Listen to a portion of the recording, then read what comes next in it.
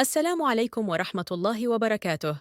متابعينا الكرام، نرحب بكم في فيديو جديد ضمن مباريات ذهاب دوري أبطال أفريقيا الجولة الأولى 2024-2025.